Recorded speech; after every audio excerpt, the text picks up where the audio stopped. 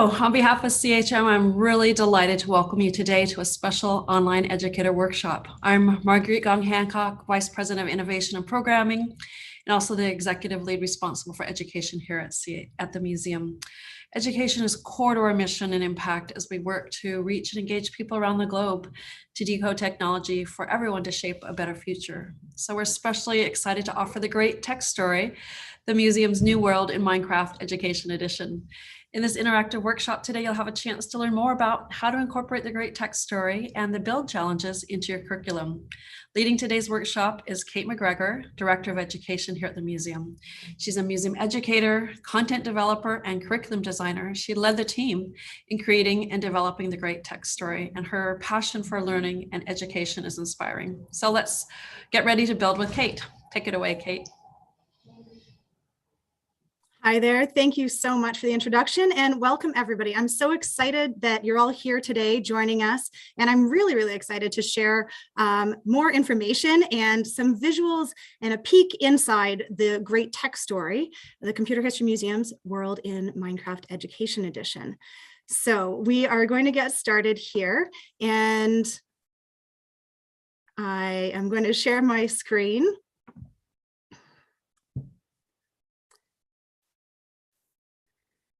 Here we go. Sorry.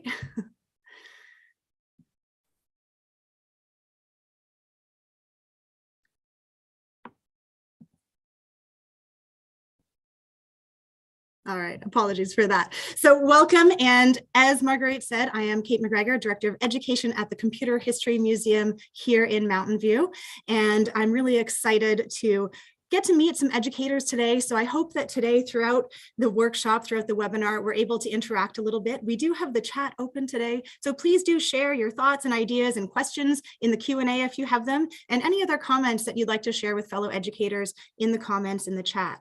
So as we get started here, I'm really interested to know where you're all joining us from. So if you can go ahead and share the country and city you're joining from in the chat, I'd love to learn from all of you and see where everyone is today.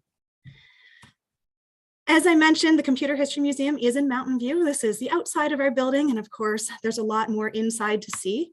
Inside, we have many exhibits and lots of incredible artifacts. But what we're focusing on today is not just the artifacts and the objects, but also the people and the stories, and really looking at how we can engage our students in making connections between historic technology, today's technology, and also ways that they can think about applying technology to solve problems and possibly change the world for the better, or make the world and their experience more fun and interesting.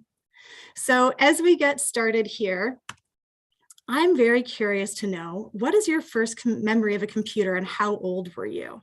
So if you can go ahead and share that information in the chat, I'm interested to know what you think and what memories stand out for you. I'll go ahead and share here my memory of a computer. The first one that I remember having in the home, at least, was a Commodore 64. And I loved that computer. I was just getting used to learning how to operate that. And my favorite thing to do was play Ducks Ahoy on the computer. So I don't know if any of you out there remember Ducks Ahoy, but as we're talking about games today, games can be a really great way to engage students in learning, and learning not just how to use technology, but also possibly to make technology as well. So I'm interested to see some folks are joining us from California, from Pennsylvania, and I think there's some folks from Canada there as well, and possibly even Australia and the UK. So that's wonderful. Thank you all for joining us. And I see someone else is sharing that their first computer that they remember was, they were 2 years old, and it was a TI 99-4A, which is amazing. So I think if you haven't yet been to the museum, I think that you would love exploring our personal computers gallery. So I encourage you to do that. And someone else mentions that they had an Apple II and that they were maybe 7 years old. So I'd also like to share a poll next. So before we explore the museum, I think we're going to share a poll here. I'd like to know a little bit more about you and the students that you work with and where you are. So I think my colleague here is going to help share that now. And please answer the poll and share that information. And as we keep going here, we're going to take a look inside the museum. So come with me and we'll explore.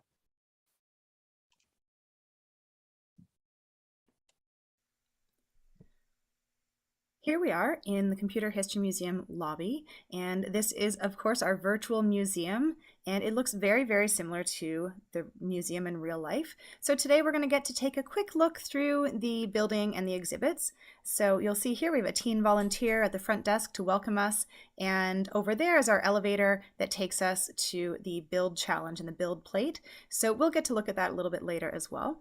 So if we carry on through this way, you'll get to enter the museum exhibit Revolution, the first 2,000 years of computing history.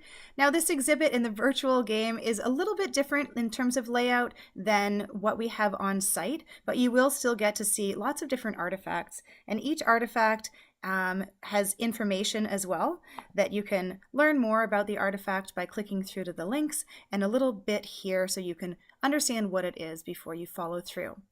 So each of those links will lead back to the Computer History Museum website where you'll be able to read more and learn more and sometimes even watch videos. So let's carry on through here. You'll see lots of interesting things along the way. Of course, we have the handheld calculator here and paper tape and punch cards around the corner back there. And we carry on through this way. Some interesting artifacts that are kind of funny and different, like this here, which is our kitchen computer. And I love the story of the kitchen computer, and it's a great one to talk about with kids in terms of that design process. And hopefully you'll get a chance to explore that a little later. We also have the Cray 1 supercomputer here. And if you're interested in having your students learn more about innovators who are interesting and sometimes quirky, Seymour Cray is a great character to look up. He is a very creative person and had a lot of really great ideas. So we carry on through here, and I'd like to show you just how this works. And so here we have a silicon ingot, and when we click here, we can learn more. We interact with the button. We can learn a little bit more about how silicon is used to make computer chips. But if we click through, we'll actually be able to go to the Computer History Museum webpage, and here is a really great video talking about how sand becomes silicon and how integrated circuits are designed and made. So you'll find a lot of really great content on the Computer History Museum online exhibits, and hopefully you'll get a chance to look through those with your students and perhaps direct your students to particular content that is interesting and relevant to you and the curriculum you have. So let's carry on. As we go through here, you'll meet other characters, non-player characters, throughout the exhibit. Now there's 5 different characters or NPCs that will help to transport you or teleport you to immersive experiences. Here we have a CHM tour guide that will take you to an experience about hardware. And if we carry on here, we get to say hello to Shaky here, one of my favorite artifacts, with lots of interesting sensors and a lot of technology that led to some of the self-driving cars and autonomous vehicles that we know today. Margaret Hamilton is a wonderful person in real life and a really incredible leader within the field of computing. And so she's someone who's really great to learn about. And her story involves landing on the moon, so that's exciting. And as we go through here, you'll see other content as well. So lots of different artifacts to explore. Throughout the exhibit, all of those artifacts, like I mentioned, do have links, and you'll be able to click through and learn more on our website in the online exhibits and through our other content. Some of the content includes blogs or short videos. Some of the content goes directly to our online exhibit. And here's another NPC character, and we'll get to meet this person a little bit later, an entrepreneur, who will share more about what that innovation experience and that journey is like. As we proceed through this exhibit, we exit here where we find ourselves at another exhibit about autonomous vehicles or self-driving cars. There's an engineer here in the building that can share more, as well as if you head out into the courtyard here, there's even another engineer out there and a self-driving car that you'll be able to interact with. So if we follow through, we see another NPC. This is an ethics TA, and we'll also get to meet them a little later on today. And then we find ourselves here at the entrance to another exhibit. Now this exhibit in the real museum is called Make Software Change the World, and it looks at stories about technology that really has had an impact and has a really interesting implication on human life and human society. So some of the stories in here include stories of texting, and our tech user here will share a little bit about her story and take you to a different immersive experience to explore more about the impact of technology on our daily lives. And you'll also be able to navigate through and see information about car crash simulation software and games. And when you go to this side of the exhibit, it's a little bit different than in real life, but here you'll get to explore the IBM 1401 system here, which is a huge, big computer, and also you'll get to see the PDP-1 computer here with an early game called Space War, and very related to a lot of the content that we see today as well in terms of all the gaming and where video games came from. So lots of interesting content to explore, and all of these people in the museum, as well as the artifacts, are going to help you to engage your students with different content. And hopefully you'll be able to find ways to explore that content through different projects and relate that content to your existing curriculum and the projects that you're doing in your classrooms. Great. So that's a bit of an overview, and some of you may have already explored the Great Text Challenge, and if you haven't yet seen it, that gives you a sneak peek into what it's all about. There's lots and lots to discover and many layers to it. So what I'm hoping to do today is share with you some suggestions and hear your ideas as well for how you can really leverage that information that's in there, whether that's information about artifacts and people and innovators, or whether that's blog posts and videos and things like that, to really help your students make connections to this content and to help you both connect with the standards that you're teaching to and connect with the curriculum that you're already planning in your classrooms and help to kind of build that out with the resources we have here within the game. So today we are going to be focusing on build challenges. If you want more information about the world itself, we did do a previous webinar, and I encourage you and invite you to go and check that out when you get a chance. And that does a little bit more of a visit and a tour inside the game. Today we're going to focus on build challenges because that's really where the students are able to apply their knowledge and learning. And so today we'll explore both the existing build challenge that we've been using and that's been available to everybody, and two new build challenges that I'm really excited about. So the current build challenge that we've had for the past few months is about designing and building new sustainable technologies. And as an educator in your own classroom, you may be focusing on different areas of the community, perhaps your local community, depending on what grade level you're working with. You may be focusing on the international kind of community or something in between at a national level. And so you can really tailor this build challenge to fit your needs and the curriculum that you are working with your students to cover. And so this build challenge should be prompting you and your students then to look at the topic through these different lenses of technology that we've covered within the game. Let's explore the build plate now and talk a little bit about our build challenges, because there's some exciting new build challenges coming up. So here in the lobby again, we have the build elevator, and you can enter here and press the elevator button, and that will teleport us to the build plate where we'll meet a teen volunteer. So we can interact with that teen volunteer and learn that we're able to take on CHM challenges about technology, and we can learn more, or we can head back to the main museum. Just before we check those out, let's take a look around here so you get a sense of what the build plate looks like.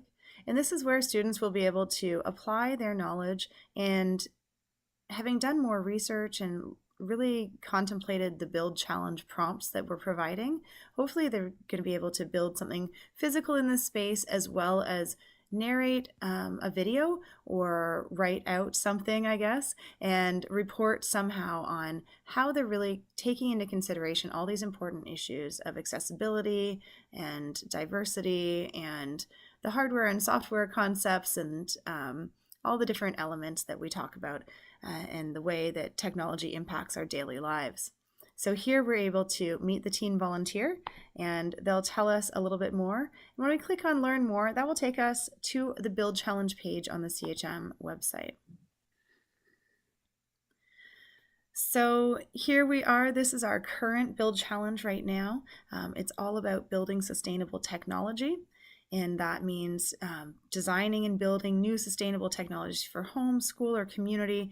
And really that should allow educators to choose what their focus is for their students. And you could either leave it very open-ended like that, or you could guide them a little bit more based on what your own content and curriculum is that you're focused on in your classrooms. And of course, we do have our educator resource guide and a student guide as well. Everything is completely free, and we do have a prompt for educators to share their contact information with us and a little bit of information about yourself as you go to find that educator guide. The student resource guide can be downloaded as a PDF version or a web page as well. So for each of the build challenges, we do have some additional resources here that relate to the topic that are all CHM content. And the exciting news is that we have 2 new build challenges coming out this year. So the first one will be starting soon as of May 2nd, and it's called FunTech Summer. So it's all about designing a summer experience. So that might be a water park or a fairgrounds or maybe an amusement park that uses technology to make activities more fun and accessible to everyone. And I think that's a really important topic for everyone to be thinking about, especially youth and especially people who are the future designers of the world that we live in, and how technology can be used to make life more accessible and more fun for everyone. So there are, again, some interesting resources here that you can refer to. And I'm really excited to see and hear about all the different responses to the build challenge that students have. We have another build challenge that will be coming up in September, and that, as a preview here, is called My Favorite School. So My Favorite School, the challenge is to design an ideal school that includes technology that helps everybody, students and teachers, succeed and have the tools they need to ensure teaching and learning is as smooth and successful as possible. And so again, we do have some resources here, articles to read, and some other links as well that will take you to different content that will hopefully help students and help you to explore this topic a little bit. So we're really excited about the new build challenges coming up, and we hope that you'll be able to share those with us, and your students then can come back to the build plate once they learn about those and do more research, and they can head into the center here and build their response to what they think a great solution might be.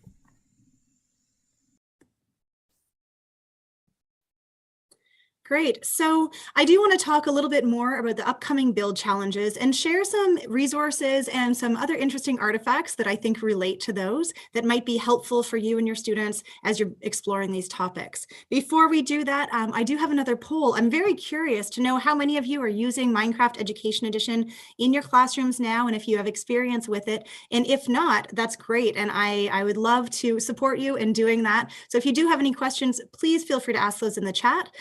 In the Q&A section, and add any comments or suggestions for other educators in the chat as well. And at the end of this presentation, I'll also provide my contact information, and I would love to hear from you directly. So FunTech Summer is all about designing a summer experience that is fun using technology. So how could we make a water park or an amusement park or fairgrounds better and more interesting and more accessible for everybody using technology? So really, how can we apply technology to help others and to improve our lives, whether that's for fun or for any other kind of reason that we might explore in our other build challenges? So as we carry on here, I do have an example from a young student, a friend of CHM, who was able to explore this challenge on his own recently. He's in 2nd grade, and he's 8 years old. And so next we're going to hear from Adam.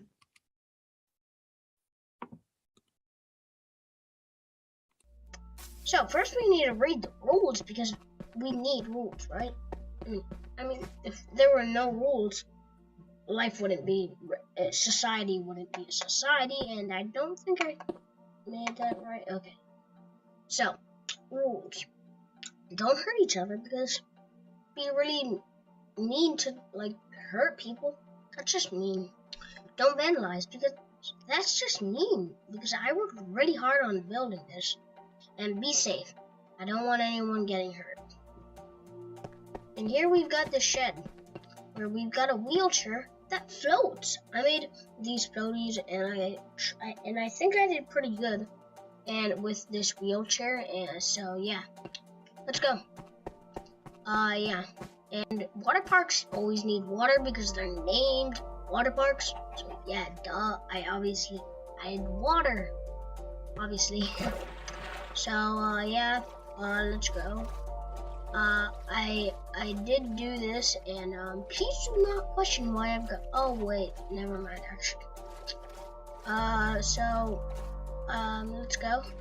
So first we've got some kids mooching it out, kissing.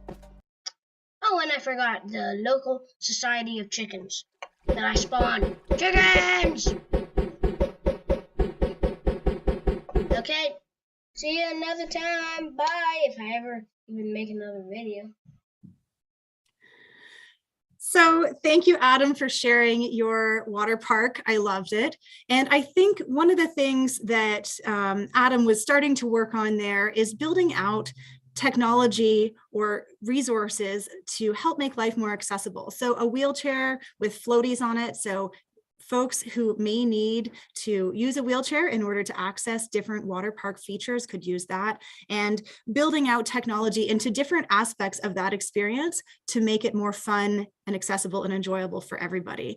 So Adam is a younger player of the Minecraft education world that we've created. And you can definitely imagine then how middle school students and high school students might be able to think about how to really build out and create technology and build it into their challenges. Adam has also demonstrated for us how you're able to record your experience and narrate over that. So I'd love to see any of the Build Challenge results that your students create, and you can upload those to us directly on our website. And I'd love to see those submissions when possible, because I think there's a lot of really creative students out there who will have some really great ideas. And I look forward to seeing some in the future.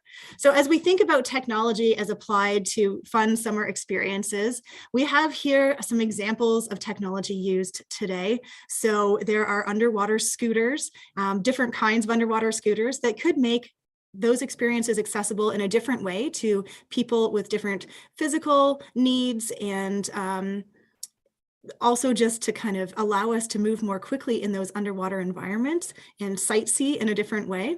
And also RFID bands, which are really interesting. So the radio frequency identification bands that you've seen probably at different amusement parks too, allow us to have a waterproof band on our wrist that we could then use in water parks, for example, and help us to access different elements of the environment, maybe purchase a snack on the way, and not have to carry wallets and things like that. So there's all kinds of different levels to building out these challenges. I know that some students might build something very complex, and that would be amazing to see. And others might do something that's not quite as complex as a build, but might have a lot of thought and research built into it that they'll be able to narrate and explain. So no matter the student's level of comfort and experience with Minecraft itself, students will be able to have some fun building a physical example of what they imagine and what they're innovating, and then also share that with their narration over a video. And you're able to do that in the PowerPoint platform, as well as several other online programs. And so please do that, and I'd love to see your examples. All right, so here is another. Born in an era of Cold War threats, nurtured in environments of unfettered creativity, the art and technology of computer graphics are thriving. They help us explore things previously unseen because they're too far, too fast, too large, or too slow to be observed with the human eye. Computer graphics have changed how we create art, entertainment, and design. They've affected the creation of life-saving medical technologies, and they've transformed the tools of our daily lives. So this video is from our collection as well, and it's interesting to think about how you could use animation or special effects or even virtual environments to help enhance those experiences, and also how graphics and animation have allowed us to really build and create things differently than we have in the past. So we'll explore that a little bit more now. As we think about roller coasters and amusement parks, there's a lot of technology there. There's a lot of sensors, and there's a lot of, there's computer chips embedded in so many things, learning about the rides and learning about the experiences that we're having there. And then of course, all those user features throughout the park that make it more interesting. Water parks also have started doing a little bit of work to create a gamification atmosphere where if you're sliding down the water slide, some water parks might have LED lights that you need to touch on your way down and you can get your score at the bottom. So really thinking creatively around how students could think differently about technology and the way that they interact with that in environments that they may have experienced before. There's a lot of technology also used for outdoor recreation, whether that's camping or hiking, solar power, GPS tools, and all kinds of things like that. So whatever the summer fun experience is that the student is interested in, they could really build that out and do a lot of research and then share with you, their peers, and hopefully with us more about what they built and why. So this is in our exhibits. This is one of our amazing instructors, and he's showing a teapot to a group of students. And so one of the things that I love talking about and thinking about is the way that we've been able to create graphic animation and on-screen images. And so the Utah teapot is an artifact that might not immediately seem like something that belongs in the Computer History Museum, but the Utah teapot was absolutely crucial to creating 3D graphic images as we know them today. Martin Newell was sitting with his wife back in Utah, and they were about to have tea in 1975, and he had been looking at different types of objects and trying to figure out how he could incorporate those and build those into 3D models on the computer, but it wasn't really working out. And his wife suggested that he use the teapot that they were drinking out of. And it was a simple teapot that they'd bought at a department store there in Salt Lake City. And that teapot became an icon to graphics industry across the world. And because of all the shapes and angles that it had embedded and that were very complicated, it allowed Martin and many, many other software designers and engineers in the future and innovators to build upon what he created by creating a mesh framework on the computer that could then be moved and changed, and we could learn from it. Another example of kind of a mesh framework is car crash simulation. And so we'll learn a little bit more about what finite elements are, as you see on the bottom right of the screen there, a car crash simulation through the computer. This is a section of the front rail of Ford GT. The material in here and the geometry of this part are complex. But if you break it down into small enough pieces, those little pieces are simpler. And that's what the finite element analysis does. It's the element that you're talking about. And you can set up simple equations that describe how one little square connects to the next. And because you have the ability to do massive amounts of calculations, you can predict what's going to happen to each one of those elements. And then by aggregating them together, you can predict what happens to the entire structure. So there's a lot to think about there in terms of the types of technology that students could really research and learn about and embed in their build challenge response. So I hope that those help all of you out there to think about some of those things and look at all the resources we have on our website, both linked through the game and through the build challenge prompts on the webpage to help you figure that out. And of course, reach out to me directly if you have any questions or suggestions or ideas. I'd love to hear from you. The next build challenge that we will feature starting on September 6th is My Favorite School. And this is really about having students think about how technology could help to make the school experience a more successful environment for both them and their teachers, and how we can use technology within the school to make everyone's experience better and more accessible. And so we're going to look at a couple examples here as well. So some historic examples, not that far gone, of course, but for our students, they're a little while ago. We have the Speak and Spell and then the Touch and Tell, which we do have in our exhibit at the museum. And these are interesting educational tools that were created to help students learn different things with technology. We also have on the left side of the screen here a test grading prototype. And some of you out there who are educators probably frequently use the bubble test scoring systems. And you can think back to this example from that was created by Ray Johnson in 1934. And his prototype was then acquired by IBM, and he joined that company. So the idea that he had was really to make a simple idea much more practical and to make test grading and scoring more efficient, especially for many people. Other examples of technology here, you'll see on the right-hand side in the top corner is a H1, it's a Heath computer, a Heath kit, very popular computer, hands-on. And then you'll also see some students with a teacher in a classroom. As computers just started to kind of get introduced to classrooms, it was really interesting learning and figuring out how those devices and how that technology could help our students to learn in different ways.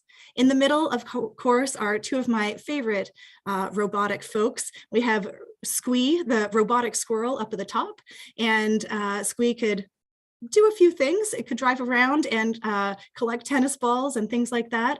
And then at the bottom in the middle, we have a Logo turtle robot. And so teaching Logo programming language was really a great thing and still continues to be for students. And being able to program a turtle to then draw with its tail allowed students to have a tangible output that they could really learn from, which was really fun. So those are some examples of technologies and tools that have been historically in classrooms and in homes in the past and might help your students to kind of think differently than just the smart boards that we have today and the laptops and things like that. But how could we really use other technologies like AR, VR and robotics and things like that? And how could we prototype and build new technology as well to suit what we want the future to look like? So here's a little bit more about the very important chips that are inside so many of the devices that we use today. Today, more than 1 billion transistors can be packed on a chip the size of a thumbnail. And this all comes as a result of shrinking the size of each individual component. The tested chips, packed with integrated circuits, are placed in devices we use every day. We press a button, move a mouse, tap a key, touch a screen, and our devices respond, thanks to the integrated circuits inside. Thanks to the people who invent, design, and build them. And thanks to a common substance with uncommon potential: sand. So this video helps us, it's just a snippet of a video that we have in our collection, but it helps us to think a little bit about some of those cross-curricular connections that we can make. So whether you're teaching computer science or whether you're teaching physics or maybe an arts and language course, there could be all kinds of different ways, history and geography, that you could explore and find with your students that you could really make connections to different parts of your curriculum. So I'm really eager to hear from you out there as you do start embedding this build challenge into your curriculum this fall. First of all, I'd love to know that you're doing that. And secondly, how are you doing that? How are the different ways that you are using this content to help your students learn and explore and build and innovate and design? Because I think that's really, really exciting. So I do want to share a little bit more about some of the immersive experiences within the game. We have the game that you saw, and as I mentioned within that tour, there are 5 different non-player characters that can lead the students and the players to different immersive experiences that then focus on different topics. 2 of those topics include hardware and software, and if you want to get a little bit more of a peek into those, please go ahead and watch the previous webinar we did where I explored those a bit. Today, we're going to look more closely at 3 of the other experiences, including a startup workspace, an ethics forum, and an impact house. So I hope that these experiences and exploring them will help you to get a sense of how we can also prompt our students to really think about these, not just the hardware and software in the building, but also how we're doing that, why we're doing that, who is part of that process, and what perspectives we need to include in order to really be intentional and be really thinking about diversity and accessibility and all these important topics that make products successful as well as products useful for people all over the world. So first of all, we're going to head to a startup workspace. And I think we met this NPC in the gallery already. So we are going to meet an entrepreneur that'll take us there. Here we have an entrepreneur non-player character, and I'm excited to talk to this person and learn from them a little bit more about what that means, being an entrepreneur and innovator. So they share with us that entrepreneurs are people who turn ideas into a business, and that's a really big task to take on. And as we do our build challenges, our students are going to be exploring how to innovate themselves. And so it'll be helpful to think a little bit about what that process entails and what some of those stages are that they might be going through as well as they design something in the build plate. So let's go with this entrepreneur and to meet a startup team, and we'll teleport to the innovation experience.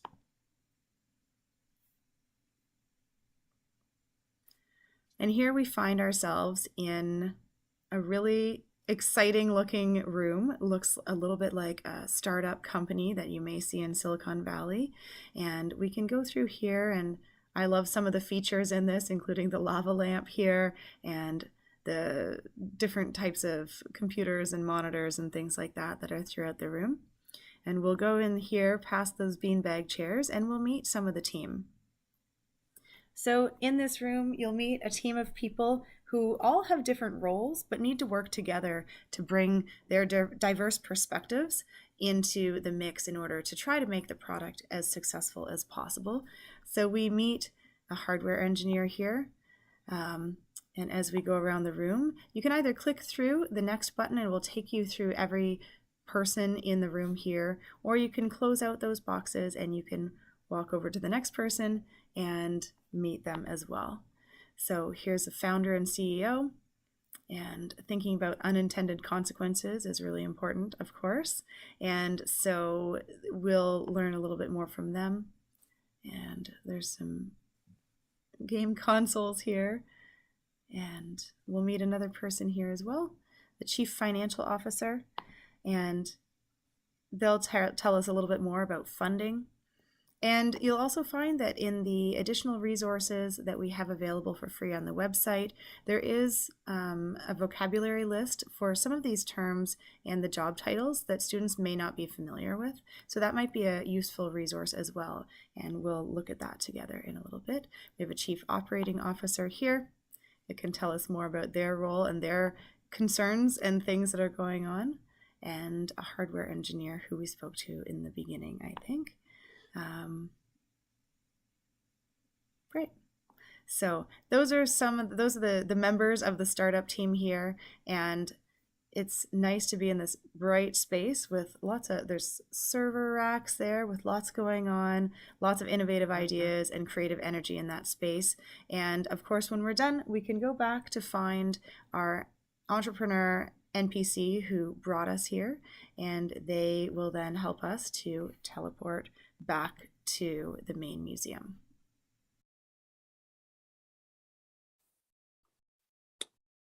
Great. So that's a little bit about the innovation experience, and there's lots to explore there. Next, let's go to look at how technology has an impact in our daily lives. Here we meet a new non-player character, and this time you can see that it's a tech user. And so let's meet her and learn more. This character is based on a real person in Kenya who was interviewed and participated as part of the research done as we created the Make Software Change the World exhibit about texting all over the world, and the way that technology, SMS technology, has really impacted people's lives in lots of different ways. So this person tells her story a little bit, and then she's able to teleport us to the impact immersive experience. So let's head there now.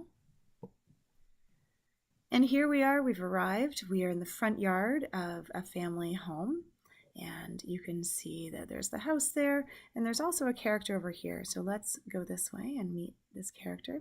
So this is the mom, and the mom is telling us a little bit about the technology she's using and why she's in the yard using security cameras and an app to help make sure that they know what's going on around the house. And each of these Learn More buttons can help us to explore more content on the CHM website. So each of those links will link out from the game and allow us to learn more there. Inside the house, you'll also meet other characters. There's a dad here who will tell us about his experience with streaming services. And in through these doors, we'll get to meet a son, Antonio. And Antonio uses a power wheelchair and is going to tell us a little bit more about his experience with that and the technology he uses to interact with his friends and do homework and study as well. So again, these Learn More buttons will take us out of the game and to the CHM website so we can learn more there. All right, and so we'll carry on into the rest of the house here, and there's more characters here in the kitchen, in the dining room. Luca there, and Grandma, as well as Sophia.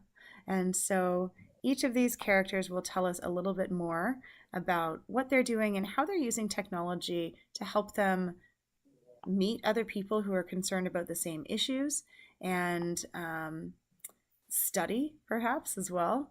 So Luca, I think, is doing some homework here and learning about different things through the internet, which I think we're all familiar with and really appreciate having that in our lives. Some of us probably remember having to go to the library and carry lots and lots of reference books around and encyclopedias. And so that's an interesting thing to think about as we get into some of the build challenges as well. And here's Grandma, and she can tell us a little bit more about her situation. And she has some tremors, and so she's able to use technology in the form of a spoon that stabilizes to help her maintain some independence and allow her to feed herself, which is great. And she also has a device that helps to monitor sugar, blood sugar levels for diabetes. So that's some interesting technology. And I'm sure that with your students, you'll be able to think of all kinds of other examples of technology in our daily lives that really helps to change and shape how our daily experience is. And then we can return to the front yard where we'll find our tech user friend again, and she will take us back to the main exhibit space. Okay, and so there's one more immersive experience that I want to show you before we wrap up today. So the Ethics Forum is a place to explore lots of different ideas relating to ethics, and I think personally it's a really crucial part of both building, designing, and using technology as well, is to think about all these different types of ethical issues. So let's go there and explore. Let's go now to meet one of the non-player characters within the game. And this is an ethics TA who will help us to reflect on some of the really important ethical issues related to both making and using technology. So we're going to go with this ethics TA, and they'll help to teleport us to an immersive experience where we'll really explore these topics a little bit further. So we've arrived here in the ethics immersive experience, and you'll see we're at a forum of sorts, and there are some people down here in conversation. And so we'll get a chance to go and join that conversation and learn from them as well. So different topics are discussed, including openness, and we can go around to see that there's really important topics including privacy, as well as access and diversity and intentions. So let's click through here to learn more. And the idea of intentions is really that even though you might have really great intentions and you might have ideas that are hopefully going to help people or change the world for the better, it's really important to consider different viewpoints to help identify anything that might be outside of your own perspective so that you can reflect on those things. So each of these different non-player characters here includes a link to an article or a blog or an event that we've done at CHM in the past, and that can help our students to learn more and reflect on these things more deeply. So this one, for example, takes us to a blog that it's a recap of an event that we had recently in 2021 about decoding racism in technology. And so through this blog, you'll see there's a great recap of the event and a summary of that. And there's also some short video clips with different people sharing their perspectives from the actual event. And so that could be something interesting to share with students and for students to access this information in a way that is interesting and accessible to them as well. So that is an example of some of the content that you'll be able to see. And so after interacting with each of these NPCs, students will hopefully have a good sense of some of the topics that relate to ethics that we really hope that everyone is reflecting on and thinking about. And then, of course, we can head back to where we began. There's a mystery NPC here that can share more information if you choose to click through and learn about them. And then, of course, there's our ethics TA that we can meet to take us back to where we were. Okay, so that was a bit of an overview of those 3 immersive experiences. And it's nice to get outside of the museum and see how technology is part of our daily lives, as well as, you know, how it's being created and who is there and who's thinking about it, and why is it important to have many perspectives, and what are the other ethical issues. So I hope that you and your students will be able to consider those things and use our resources through our website. So beyond what is there on linked through the game, there are other resources that we're adding to the Build Challenge pages as well. I'm curious to know which of those 5 immersive experiences you feel might be most connected to your curriculum, or that you would want to kind of maybe focus on. So I'd love for you to share your thoughts on that with us here in this next poll. And I also would really like to talk now about how we're connecting this content from Minecraft Education Edition and the Great Tech Story to our curriculums and goals and standards. So I want to share a little bit more about the resources that we have that we hope will help you to make those connections. And so here you have a couple screenshots of some of our resources. On the left, there is a page out of our Educator Resource Guide. And as I mentioned before, the Educator Resource Guide is free. It's on our website. We do ask that you share your name and email address with us in order to access it. Really, we just want to help you and help learn about you and how many students you're working with and where you are, to help us better understand how we can support you as we move forward with this content. And so part of the Educator Resource Guide does have a list of all of the different immersive experiences and all of the different NPC characters as well. So you will be able to learn more about those characters without having to go into the game yourself. You can click through to learn more about each of those within that guide. We also have a few other resources. So on the right-hand side here, you'll see a list of all the artifacts that are featured in the game. And each of those has the link out to the content that we're connecting it with. There is a lot more on our website. So as you start exploring the CHM website, I encourage you to not just search the main website, but also go into our exhibits page and click into those online exhibits and search through those exhibits as well. There's a lot of really interesting content, not just pictures and descriptions, but also videos and stories that will hopefully help to make some of this content more relevant to the students that you're working with. We also have a student guide, and as part of that student guide, we have some computing terms.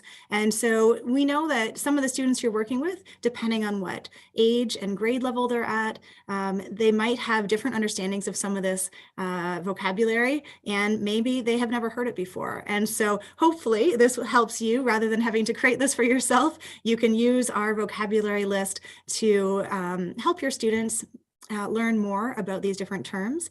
And and you can also think about different ways that you might create activities around the NPC characters or the vocabulary or the artifacts.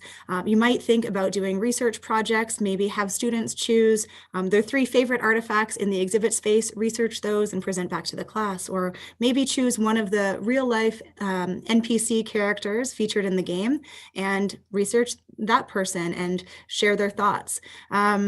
Also, with all of the different vocabulary, there's lots to learn and explore there. So we do hope that these resources are helpful to you. And if you have feedback or thoughts or anything else that you think could be helpful, please do let me know. And afterwards, as I mentioned before, and as Adam demonstrated, it would be wonderful for us to see what your students are doing and what they're creating. So we'd love for you as an educator or a parent or guardian to help your student record a screenshot of, or a video screen capture, I suppose, of what they've created in the build plate as a response to the build challenge, and their narration over that actual physical tour through what they've built should be really interesting. It could be reflecting on some of the ethical issues, reflecting on some of the chips that are embedded in what they've created, whether that's water slides or underwater scooters or roller coasters, or maybe some amazing new technology for the school environment as well. So we'd love for you to share that with us, and you can submit your work on behalf of students who are under 18 directly to us through the website. And over time, we'd love to see some of those submissions and hopefully feature some of that work on our website as well. So that's a bit of an overview of our resources. If you do have any questions, please submit them in the Q&A. Our game is featured in the in-game library of Minecraft Education Edition. And currently we are featured in the featured lessons section, which is the second button down on the main page when you enter the game, enter the platform.